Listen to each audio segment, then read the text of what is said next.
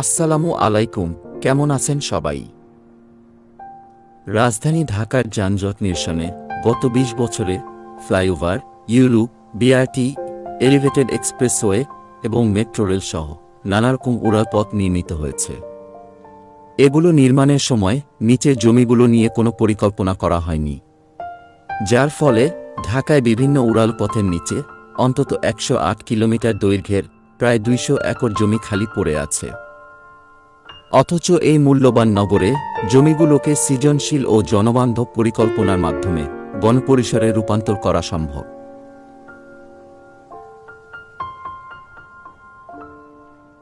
ফ্লাইওভারের নিচের জায়গাগুলোর বহুমুখী ব্যবহার নিয়ে সম্প্রতি ব্র্যাক বিশ্ববিদ্যালয়ের centre for inclusive architecture and আরবানিজম এক রূপকল্প তৈরি করেছে।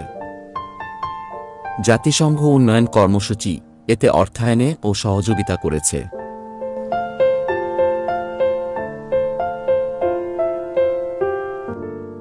গত ১৯ মে ঢাকা উত্তর সিটি কর্পোরেশন মিলনায়তনে এ নিয়ে এক প্রদর্শনী ও আলোচনা সভা অনুষ্ঠিত হয়েছে। বিশ্বের উন্নত দেশগুলোতে বর্তমানে ফ্লাইওভার ও এলিভেটেড স্ট্রাকচারের নিচের অংশে জনবান্ধব, টেকসই ও সাশ্রয়ীভাবে ব্যবহার উপযোগী কমিউনিটি জোন তৈরি করা হচ্ছে।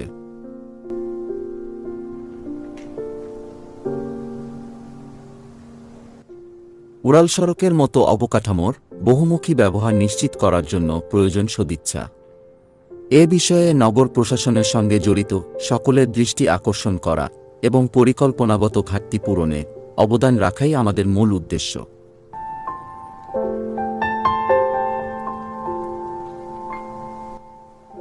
রাজধানীর বিভিন্ন ফ্লাইওভারের নিচে চোখে পড়লে রিকশা, ভ্যানগাড়ির পার্কিং, অস্থায়ী কাঁচাবাজার, হোটেল, ময়লা ফেলার ভাগাড়, ছোট বড় দোকান কিংবা ছিন্নমূল মানুষের আবাসস্থল। অনেক জায়গায় রাত হলেই দেখা যায় মাদকসেবীদের আনাগোনা। প্রাতিষ্ঠানিক তদারকি কম থাকায় বিভিন্ন ধরনের অপরাধমূলক কর্মকাণ্ড হয়।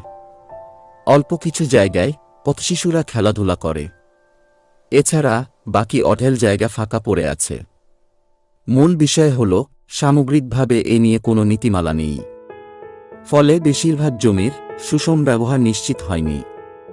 নগরের বাসযোগ্যতা বৃদ্ধি ও পথচারীবান্ধব নগরায়ন ত্বরান্বিত করতে উড়ালপথের নিচের অংশকে কমিউনিটি নির্ভর পরিকল্পনার আওতায় আনা প্রয়োজন।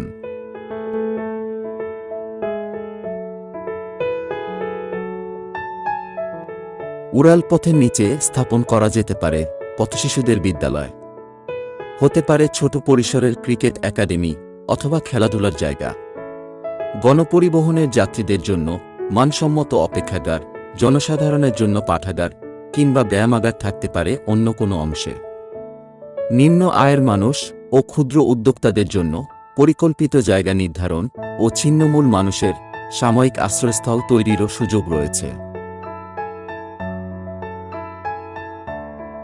জানেন তো, এখন উপায় অ্যাপ থেকে সহজেই দেওয়া যাচ্ছে অটোমেটেড টোল পেমেন্ট। সারা বাংলাদেশে বিভিন্ন টোল প্লাজায় উপায় দিয়ে পেমেন্ট করলেই থাকছে 10% ডিসকাউন্ট। পেমেন্ট করা খুবই সহজ, কিন্তু তার আগে উপায় অ্যাপে আপনার গাড়িটি রেজিস্টার করতে হবে। পদ্মা সেতু পাড়ি দেওয়ার সময় ধলেশ্বরী এবং ভাঙা টোল প্লাজা সহ দেশের আরও নানা টোল প্লাজায় থাকছে এই অটোমেটেড টোল পেমেন্টের সুবিধা। এছাড়াও বলে রাখি, বাইকার ভাইয়েরা সহ অন্য আরও যারা নিয়মিত রাস্তায় ট্রাভেল করেন তাদের বলে রাখি, ট্রাফিক ফাইনের ভোগান্তির এড়ানোর এখন উপায় আছে। যে কোনো ট্রাফিক ফাইনের ইনস্ট্যান্ট পেমেন্ট করা যাবে শুধু উপায় অ্যাপের মাধ্যমে, খুব সহজেই। এজন্য আপনার আর অন্য কোথাও যেতে হবে না। বিস্তারিত জানতে কমেন্ট বক্সে দেওয়া লিঙ্কটি ক্লিক করুন। পথচারীদের জন্য অবিচ্ছিন্ন হাঁটার পথ, সাইকেল লেন, প্রাথমিক স্বাস্থ্যকেন্দ্র এবং মানসম্মত পাবলিক টয়লেটও স্থাপন করা যেতে পারে। নিচু অংশে গাড়ি পার্কিং ও পুলিশ বক্স বসানো যেতে পারে। যেখানে উচ্চতা বেশি সেখানে হাঁটার ঝুলন্ত পথ তৈরি করা যেতে পারে। একটি নগরের উন্নয়ন ও অর্থনৈতিক সমৃদ্ধি অর্জনে গতিশীল যোগাযোগ ব্যবস্থা গুরুত্বপূর্ণ।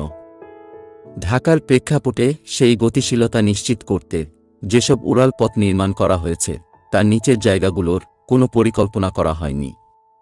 ভবিষ্যতের জন্য বাসযোগ্য ও ট্যাক্সি নগর নির্মাণে এসব জায়গা নিয়ে ভাবতে হবে।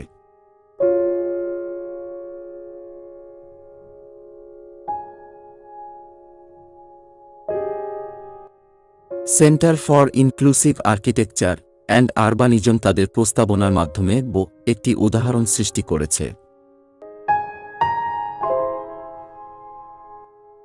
সম্প্রতি মহাখালী ও মগবাজার ফ্লাইওভারের নিচের জায়গাকে স্ট্রিট আর্টের মাধ্যমে নান্দনিক ও আকর্ষণীয় করা হয়েছে। সাতরাস্তা ফ্লাইওভারের পিলারগুলোতেও স্ট্রিট আর্ট করা হয়েছে। মাননীয় প্রধানমন্ত্রীর নির্দেশনায় উড়াল সড়কের নিচের অব্যবহৃত জায়গাগুলো নিয়ে ইতোমধ্যেই ভাবতে শুরু করেছে সংশ্লিষ্টরা। Centre for inclusive architecture and আরবানিজমের এই রূপকল্পকে স্বাগত জানিয়েছেন মেয়র। নগরের উন্নয়নে সবাইকে একসঙ্গে কাজ করতে হবে।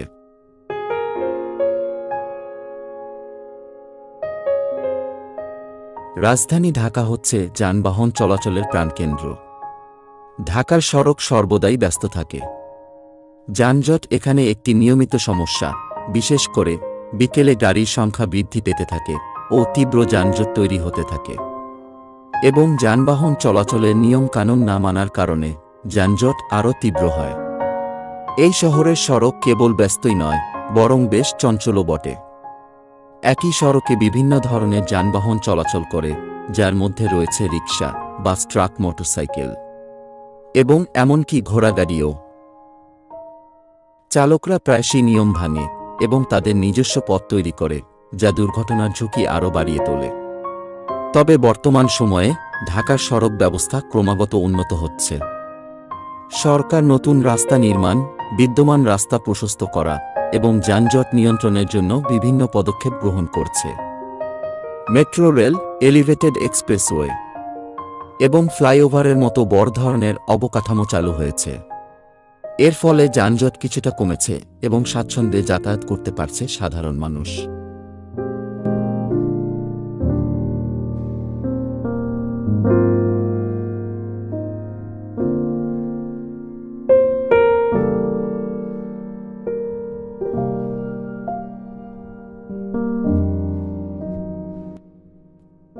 তো বন্ধুগণ, এই ছিল আমাদের আজকের ভিডিওটি কেমন লেগেছে কমেন্ট করে জানাবেন। সবাইকে অসংখ্য ধন্যবাদ ভিডিওটি দেখার জন্য।